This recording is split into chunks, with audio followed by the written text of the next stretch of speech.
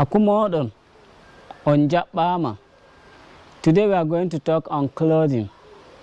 Koltal, kolte, tagiyare, tagiyaje, malafare, malafaje, faɗo, paɗe, toggore, toggoje, salla, sallaji, salla dammuka, sallaji dambuɗi, wudere, gude, agogo, agogoji, falamwol, falamwoy, koɗol ko shoɗol, koɗi ko shoɗi, jabbare, jabbaje, pilol ko boykol, pili, mojare, mojaje, limsere, pewri, limse, pewri.